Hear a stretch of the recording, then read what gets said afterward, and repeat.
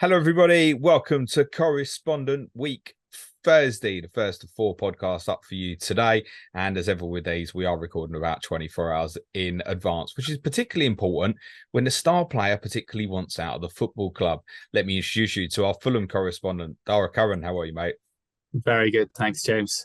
Considering all the kind of turmoil and doubt that surrounded our pre-season. But yeah, looking forward for football to get back and hopefully things settle down and go in the right direction for us. Yeah, absolutely. Do you want to start with the good news or the bad news?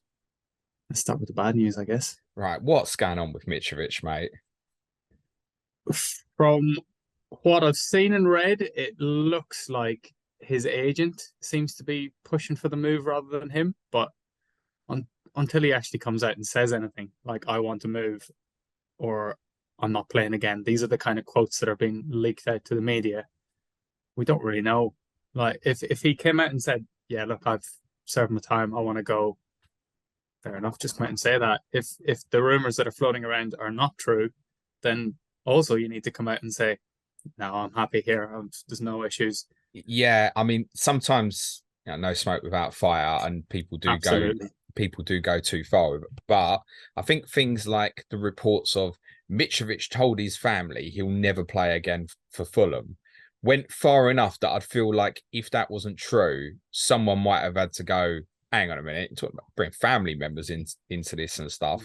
Now, this was at the point where the bid was first coming in from Saudi Arabia. Have they gone cold in Saudi Seem Arabia in to. terms of Seem to have. buying him? Yeah, I don't know where the urge to leave has come from, whether it's the money, or what the latest is that regardless of whether Saudi Arabia come in back in for him again, that he still wants to leave. That's the word now, yeah. That's the latest. Whether that's true or not, I'm not sure. I don't know. I mean, I don't think any Fulham fan wants him to leave, but he's kind of muddying the waters and sullying his Yeah. reputation, really. So there's a bit of a Yeah. divide and a bit of it's just disappointment, really. Like I could understand if it was a Juventus or a bigger club that he wanted to get Champions League football, fair enough. But I think because it's Saudi Arabia as well, fans are just kind of gone, well, what's this like? What's this all about? You're not going to get. You're not going to. There's plenty going out there, though, aren't there? Yeah, but he's not going to. He's not going to get the same kind of love and affection that he did here or at another club. He was the main man. Like even after his shenanigans against United, his first appearance back, everyone gave him a massive cheer when he came back. Yeah, the goal at Southampton as well, which But was even after inevitable. Yeah. But yeah, look, it is what it is. We'll see how So things pan out. it sounds like a valuation was published of 52 million. Almost like if you hit that, fine, you can have him. And to be honest, with the way the market's going, plus that interest coming from Saudi Arabia, who we know are short of money, seemed fair to me. But apparently nowhere near it, right? I think the first bid was 30 million euro, which is about what 24, 25 Yeah, million roughly, yeah. pounds, which is what we paid for him in the first place. Yeah, you look for double. So like we're not taking that. Like that's silly. And then as far as I'm aware, the second bid was 40 million euro, which again is 35 million pounds or something. Still well short of what your valuation. Still, I don't think. I mean, look, you could probably like split hairs, and you could argue amongst fans what the valuation is. But to us, he's so key to the way that we play, and we built the whole team around him. It's kind of similar to like Harry Kane. You're just not going to sell him for less than what he's actually worth to you. Yeah, and there's no, unlike we say the Kane situation, it's not like he's in the final year of his contract or anything like that, right? I mean, that's the same. That's the same with Mitrovic. He's got another 2 years to go. He's only signed it. He signed a deal last year, and towards the end of the summer, the club did a podcast, and he's talking about how he feels at home and how he loves the place, and he like all this stuff. And then within a couple of months, it's just completely flipped on its head. So I don't know what's changed. Do you think what happened at Old Trafford might have affected this in any way? It may well have done. I don't know what was it? A 10-game ban, was it? It's lengthy enough, wasn't 10-game ban. Yeah, look, he may have felt it was a bit too harsh. I don't know, but he came out in his apology video and he just said, "Look, I was at a line. I'll accept the ban. We'll move on from it." And it kind of felt like he had taken it all on board, knew that he was in the wrong, and just apologized and got on with it. And he got the last couple of games of the season in, which is great. Yeah, as you I mentioned don't as know, well, though. Go on. I think from a Fulham point of view, we kind of knew that there might have been interest and there might have been clubs Yeah. sniffing around, but I don't think anybody before the season started kind of envisioned this Qatari invasion, as you will, maybe, of just buying up. Well, Qatar clubs aren't buying anyone. It's just Saudi Arabia. Sorry. But yeah, it's not just the players in the twilight of the career. It's younger guys that are going out there as well, which is quite worrying. I get it. Use Juventus as an analogy, but I think I don't think they're in European competition because they're banned now this season. But if like a Champions League club or someone of that size and reputation had come in, you can look at it and go, yeah, I can understand this, different challenge, different league, all that sort of thing. But yeah, this one probably leaves even more of a sour taste. It's like, okay, A, he wants to go there, which so many people are obviously against at the moment. And B, the way it's been handled is bad. It's got to a left a little bit, like it did for Tottenham fans with Kane when he wanted to go to City. For a little while, it left things quite questionable in terms of you're now looking at the player a little bit differently and going, does he want to be here? Every time he doesn't go in for a challenge or something like that, which not ordinarily game it will happen in a game and there's reasons for it. Now, little isolated instances, you start questioning it. Is he bothered? Does he care? Etc. Could that be a case for him? I mean, if he stays, I don't think he's going to get straight back in. I think there'll probably be a period where Marco will still, like, you can't just act like that and get straight back into the team. But in saying that, like, Marco Silva's came out and said that he's never had any issues with him. He knows how to manage the player, and if he does want to stay in, then there'll be a place for him there, and he put his arm around him and work with him again. He doesn't envision any of these kind of issues coming through. So as it stands, even if he decides to stay and it gets cleared up, right now you don't think he'll start game week 1? I don't think so. I don't think you can. If all the rumors are to be believed, I don't think you can act like that and expect to just start first game. So was he training in America or not? Do we know? Because he went there, right? Yeah, I've seen him training by himself in the UK. He's in the background of some images and videos where himself and Tosin are just running. That's all it looks like. Maybe it's a fitness thing at that point. I don't know. From what I read, he hasn't been involved in training up until about 3 or 4 days ago. Okay. It's interesting though, you mentioned Tosin, who actually keeps getting linked with Tottenham and I think Monaco as well. We think he's on the way out as well. Is that right? Just while we cut. Yeah, he said that he wants to go. Oh, sorry. He has been priced out. They've given Tosin rather than Adarabioyo is what I'm looking for. So he's in the game at 4.5. He said fairly early. Well, it came out fairly early in the summer that he wanted to move on. He's got 1 year left on his contract, and I think we might have the option to extend it again. So he had been offered a new contract probably around January or early this year, and nothing's really materialized, which is fair enough. Like, at least he came out and said, look, I want to move. As we'll find out on the next episode of Correspondent Week, that Tottenham are desperate for centre-backs. I'd say anyone with moving parts at the moment. Is he good enough for Tottenham? I don't know. If he was struggling to get into Fulham, then I don't know why other clubs would be looking at him. He was rotated a lot with Issa Diop last year, wasn't he? I think Diop's probably he's ahead of him now, isn't he? Yes, definitely. Okay. Look, we don't want him to go because he'd be a good squad player, but I don't think he'd be a huge loss if we can bring in somebody else as well, because yeah, I think get a bit of money. I don't think Tottenham would necessarily be looking to buy him as first choice, but there is a requirement for homegrown players at Tottenham as well. So okay, that's one to follow. So it was bad news of all these Mitrovic rumours, and then it got worse briefly with this Marco Silva as well, which he's now decided to stay. But what was going through your mind, mate? There was a week, maybe even just a day or two. It was like an absolute roller coaster. There was a bit where like Willian was joining Forest, Robinson was going to leave, Mitrovic was going, Silva was going. I was like, oh my God, the whole thing is unraveling. I was thinking if Silva goes, probably a lot of the other bigger players aren't going to go either.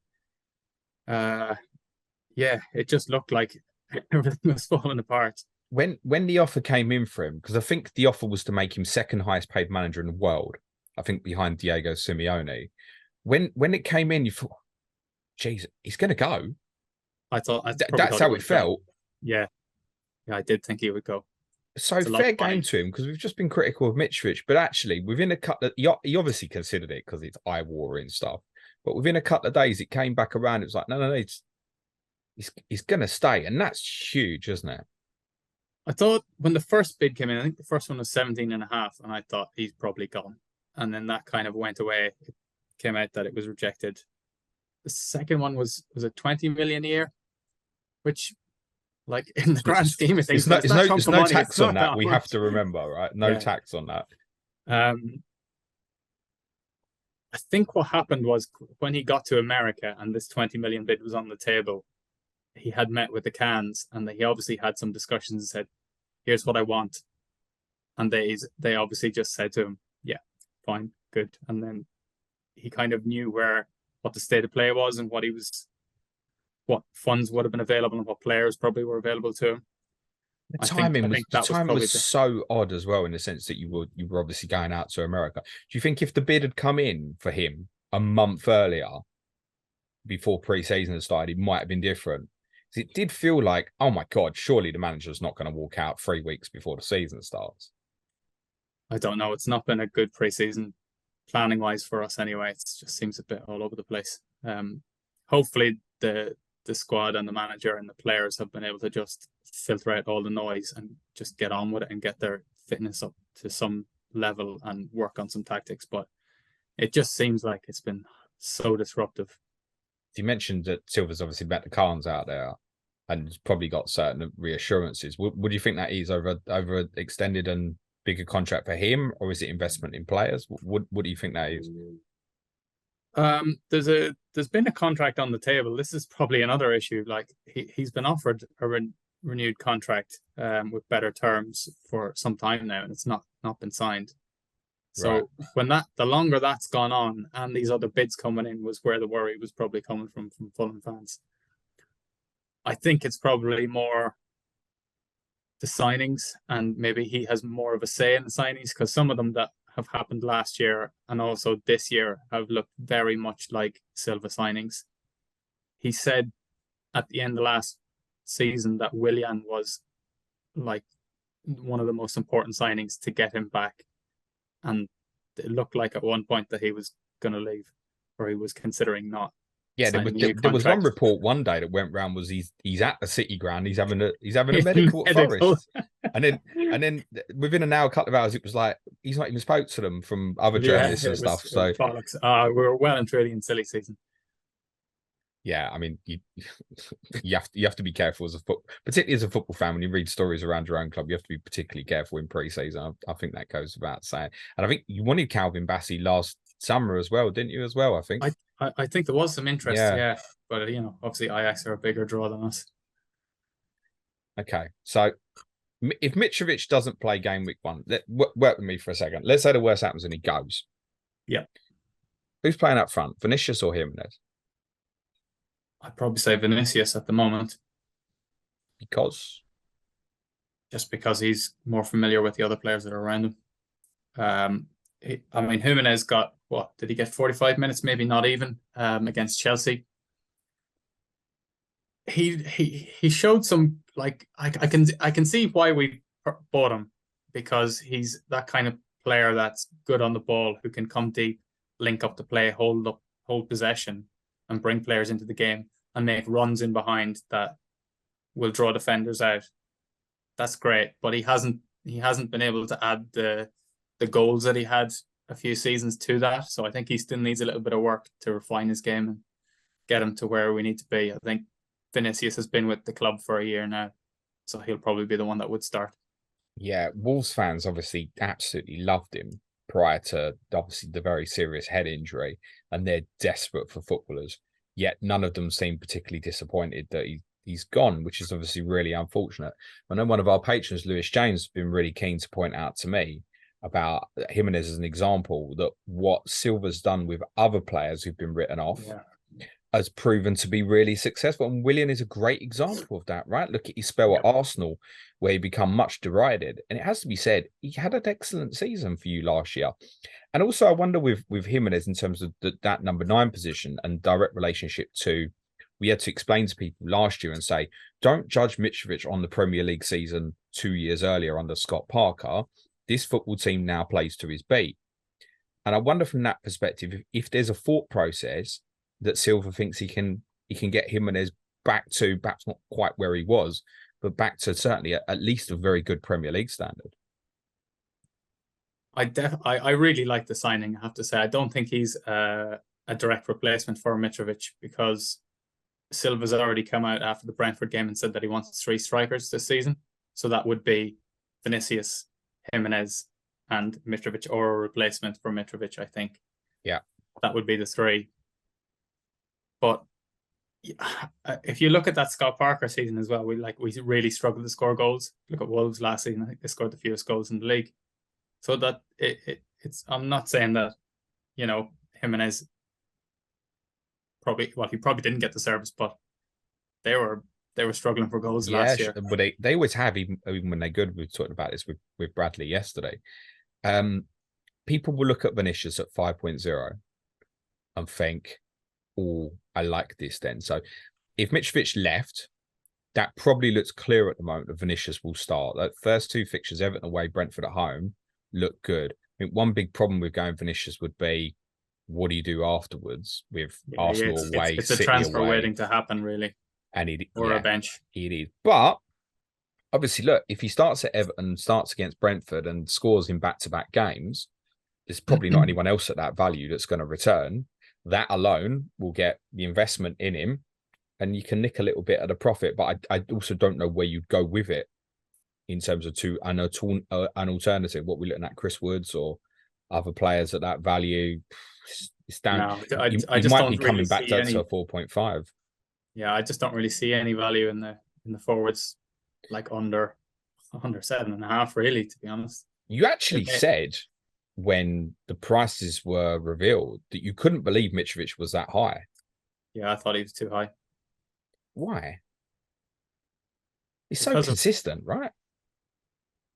Yeah, but I mean, I think what FPL have done is they've kind of worked out his points total based off of the actual number of games he's played, rather than the points total just for the season in its entirety. And I think in previous seasons, they probably would, if somebody was injured or they missed games through suspension or whatever it was, they would have been priced a lot lower. When you judge it on games played? Because the reality is, if you played another 10 games, mate, you would have got a lot more points last year, wouldn't it? It'd have pushed towards 140. 100%. I can see where they're coming from with it. But then when you compare him to an Nkunku or a Jesus or whoever else, like a Darwin, you're not going to choose Mitrovic over those 3 guys. Definitely not with the current circumstances, no. But I think there might have been a temptation to go. We spoke about this a lot when the game opened and said the danger of going with someone like Mitrovic for, say, Everton, Brentford. You would definitely be booking the transfer in, i.e., let's say you did badly across those 2 games. You're then looking at Arsenal away, City away, and going, "Oh, I've got to move." And Nkunku, Jackson, whatever. To Chelsea, yeah. Which would still be a viable strategy. I think if we were in a position and we thought, yeah, Mitrovic will start, everything's happy, you certainly could go down that route and then make your Nkunku/Jackson decision when Chelsea come into Luton at home in game week 3, and then you're avoiding the Arsenal Man City games away for yourself. If Mitrovic goes, are you confident that you'll buy another forward? Yeah, 100%. I keep hearing these Vinicius debates, and I keep thinking the same thing. There's no way, if Fulham did get the 40 to 50 odd million that they want for Mitrovic, that they're just going to go, thanks very much, and that's it, carry on. But it's also interesting, you said he wants 3 forwards this year. Yeah.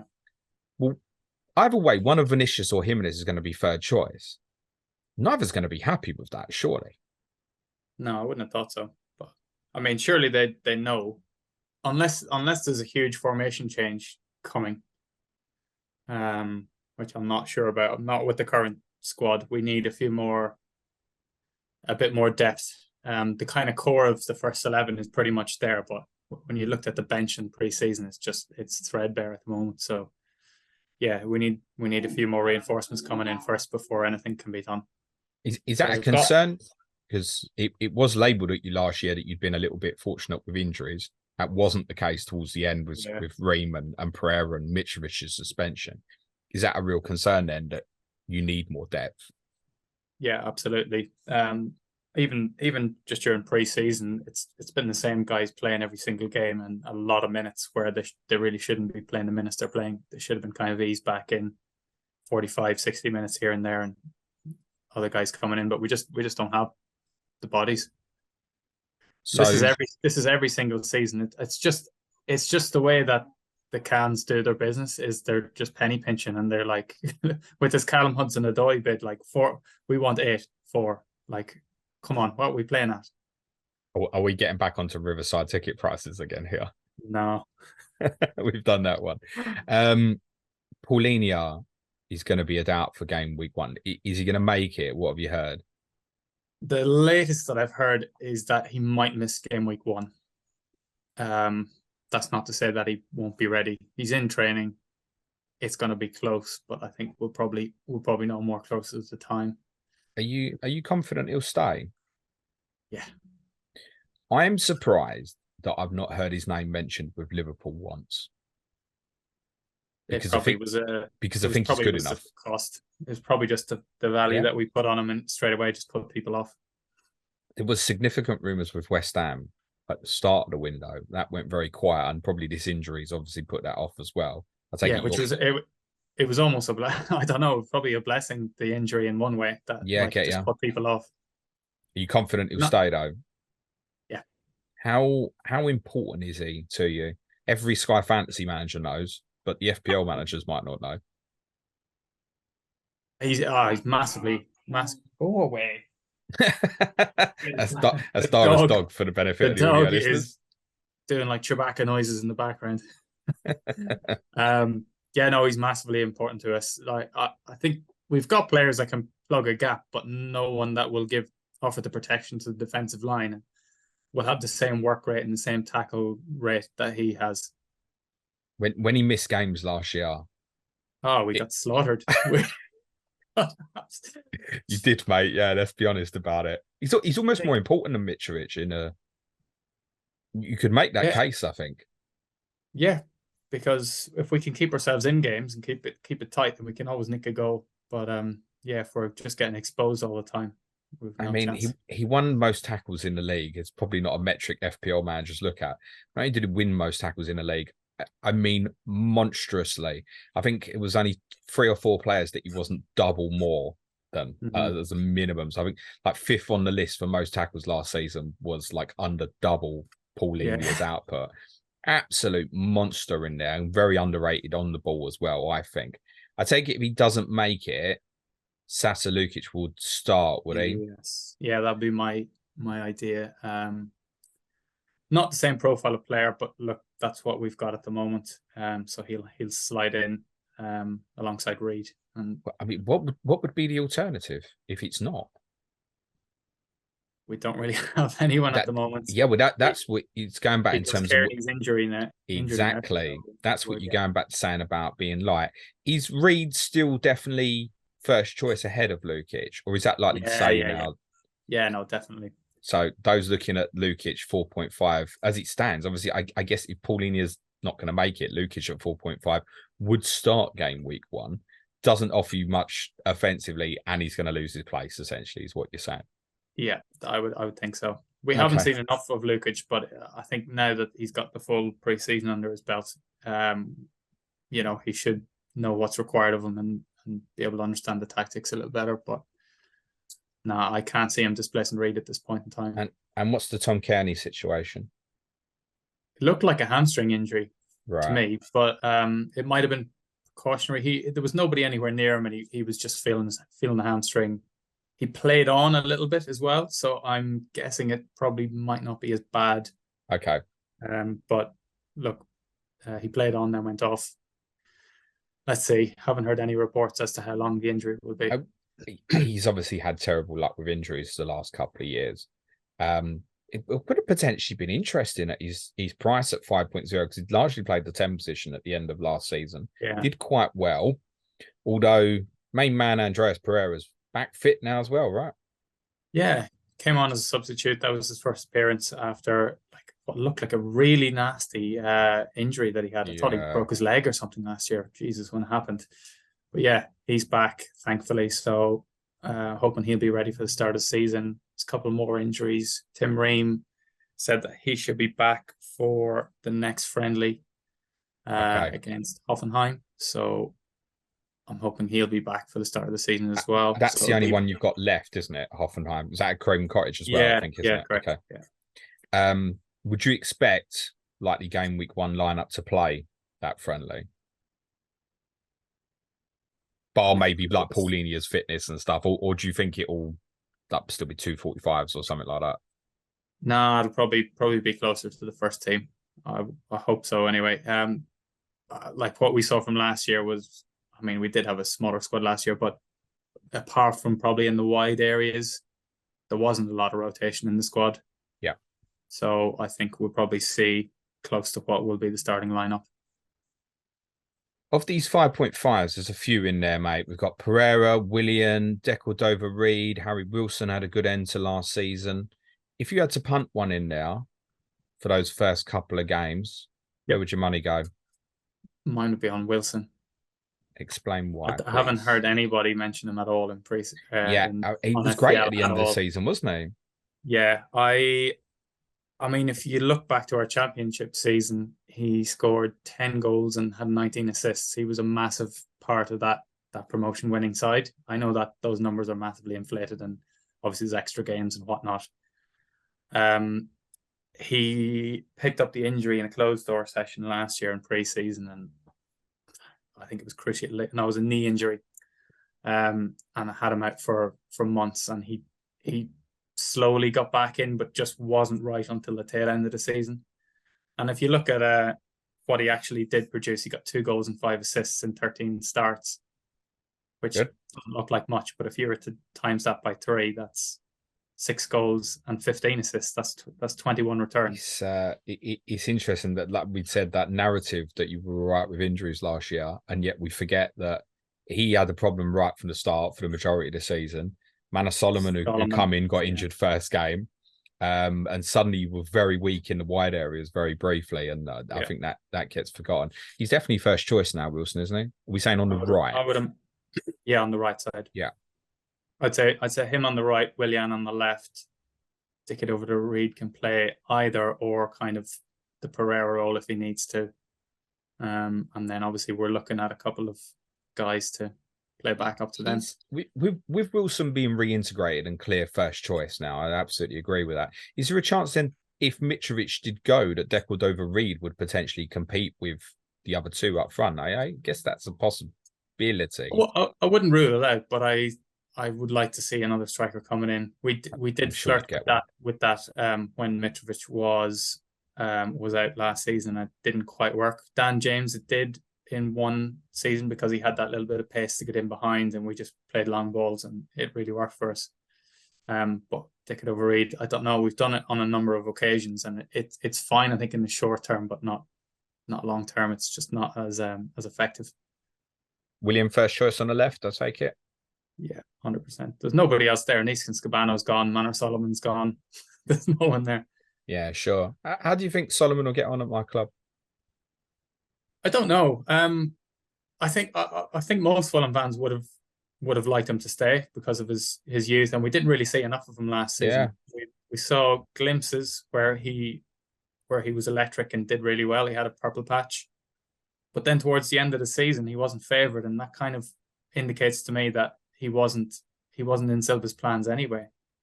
If you can't get in ahead of Willian, then no, he's not. He's probably not going to be getting games. Do you think that was partly because it kind of, the Tottenham links first surfaced in like April, like quite early? Yeah, that have been part of it. It did feel like he went on that run of scoring goals, including a brilliant winner at Brighton. Late in the Premier League. Grab. Yeah, wasn't it? Yeah. And then he had those couple of goals in a row, I think Fulham again, Wolves and Leeds in the cup game, which were like carbon copies, weren't they? And he went, wow, he's on I a think, run. People yeah, were talking about him. if you look at a lot of his goals, it's almost like Arjen Robben-esque. He's coming in and he's shooting from the same area all the time. But I don't know if he's a little bit one-dimensional in that sense, because it seems to be just that exact area. We call it the zone of Solomon, just on the edge of the box. I call it the zone of sun, mate. Yeah. He was But yeah, used on the right hand it'll be side for Tottenham in one interesting. game.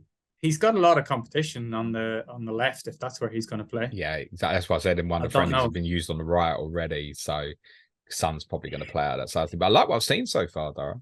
Yeah, good stuff. All right. Yeah, looks a good player. The problem I think in investing in the likes of a Wilson or Willian, or if we're absolutely comfortable that Pereira's going to play this year, is you just can't help but glance back at game week 3 and 4 with Arsenal away and City away. And it's not that a Wilson can't return in these games. He can. You could lose both them games 3-1 and he returns in both of them, for example. But the chance are you going to get there? As an FPL manager, you're not going to want to look at it. One game, you think I can run through that. The two best teams in the league away from home consecutive, you think, I don't want to look at that.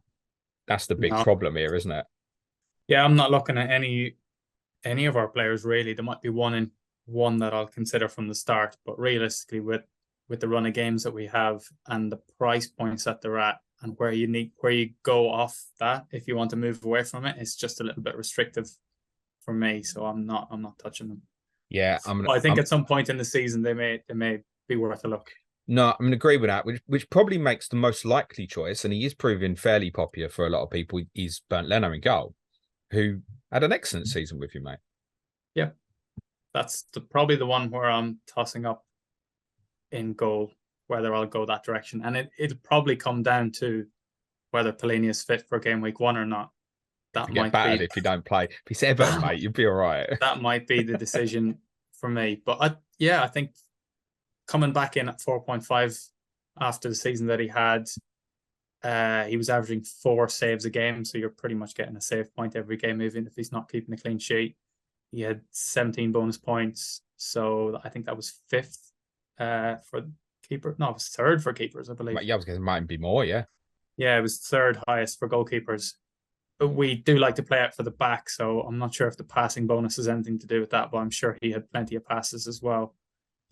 It was just the 8 clean sheets, so if he could improve on those, and then he would have been right up there with the top guys. It's more on those save points, I think, isn't it? So yeah, but all these guys who were ahead of him have come in at 5 and 5.5. So, but then that's kind of the point. So with him as an example, take those 2 games at Arsenal and City. It's not unthinkable that he could carry you through those 2 games you get beat twice, and he ends up with, say, 7 points.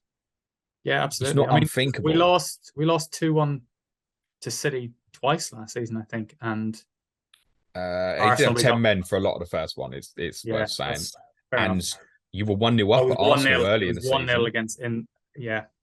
I reflect on that. I reflect on that second performance you had against Arsenal without Paulinho. Yeah, we got torn asunder. Yeah, quite badly, mate. I had high hopes going into that one and turned it off after about 10 minutes, I think. That wasn't good. No, Leno is the one that I think he's got to come into contention. Will Marek Rodak definitely be second choice? I didn't think so at the end of the season. I thought he probably would have moved on, but we haven't been linked with anybody else. Not anything concrete. So you could go for the pair there at 8.5 and guarantee you the Fulham starter, essentially. And Leno's like, there's no chance Leno gets usurped by... No, I get that. But all I mean is if you're going 4.5 and you're going another 4.0 and we're looking at it across the board and going, currently, I've probably not got much interest, i.e. I'm going to end up with 3 Fulham players, then you could go down that route, couldn't you? Where it just gives you a little bit of insurance if you're going to go with that. I think that comes into play for Leno, Jordan Pickford, probably not so much, say, for like Flecken, because you maybe want more interest in some of those attacking players potentially. But at the moment, it's difficult to foresee with 3 and 4. And then even the run of fixtures you've got afterwards. I look at that, a really dicey period, 9 to 12. Tottenham away, Brighton away, Manchester United away, Villa away, which aren't the hardest fixtures in this league, but as a cluster of 4, that's quite rough. It's difficult to envisage that I'd end up with 3 Fulham players and pairing that up becoming a problem. That's why I mention it. I've never gone down that route of doubling up on the keepers. I don't think any season. And for me, I'd rather take the gamble on Areola and that he starts, because if he does actually start playing games, Areola, then it's a transfer that you have to make, and he could be 4.1 at that stage. He could be priced out. So I'm willing to take the gamble on somebody else. You should all listen to what Chris Stone said on the last Correspondent Week podcast, but I'll remind you what I said then, that Suj massively disagrees, because Chris thinks there's every chance Areola will start. Suj doesn't think so at the moment. What about these defensive guys? All 4.5 essentially. So Ream, I guess we think is going to make game week 1. That's what it's looking like at the moment. Yeah. I think does he start over Bassi? Yeah, I think it's his position to lose. Yeah. Why not? I think he'll probably maybe have fewer games this season. I think his game time might be limited a little bit, but that's the competition though, isn't it? This is Ream versus Bassi, isn't it? Yeah. And Diop and Adarabioyo is the other equation currently, right? Yes. Yeah. Yeah. So don't be going for Calvin Bassi at the moment. Seems to be the word on that. The fullbacks just yet, yeah. The fullbacks we like, Robinson and Tete, but you do become worried if either of them are missing. You mentioned there was rumours about Robinson going potentially. Yeah, I'd not heard that myself.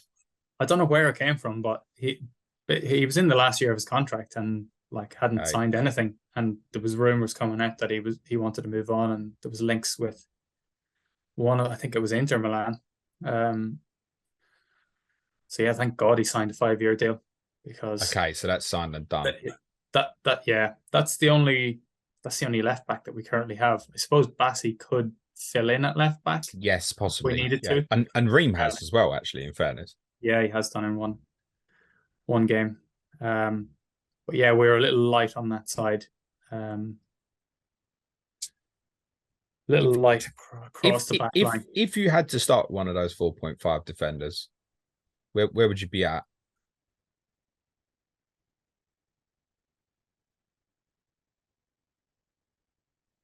Oh, at this point in time, I'd probably just go Robinson. Just ordinarily it would be Tete, but he just hasn't looked as sharp in pre-season for me, so I'll probably stick with Robinson just for now. Does that mean there's any chance for Mr. Mbabu at 4.0? He's not impressed, is he? No, not at all. No, not for me. Haven't seen anything. Has there been any murmurs about going back for Cedric, or? I think he's gone somewhere else. Oh, was he? There you go. Shows what I know. Yeah, I think he's gone somewhere else. I think he signed for another club in Portugal. You won't be doing that then. Fine. But yeah, I think we were linked with a couple of guys. Castagna was one of the names that was mentioned. Whether or not that'll come to fruition, but yeah, there's a couple of other. I wanted to ask you about a young boy that's had a lot of minutes in friendlies, and I know I'm going to butcher this pronunciation. Luke de Fogares. The Fugero. That's great, isn't it? He's 17. Yeah. I understand really he's a right back, but has been playing at centre back quite a lot. Yeah. And he's really impressed, isn't he? Yeah, he hasn't looked out of he looked like he's been part of the team, really. He's just looked like he hasn't been out of his depth. Looked really composed on the ball. But I don't know whether he's going to get the minutes, really. It's great to see them integrated into the team. But realistically, there's probably a couple of guys in ahead of him there. Is he English? It's not an English-sounding name. I think he's Canadian. He is, yeah. Just looking. Which would explain the sort of French name. But he's very much caught the eye, isn't he? Yeah, he looks good. You don't think he's got a chance here? Because he'd have to go in at 4.0, wouldn't he? He'd have to. Yeah, he'd have to.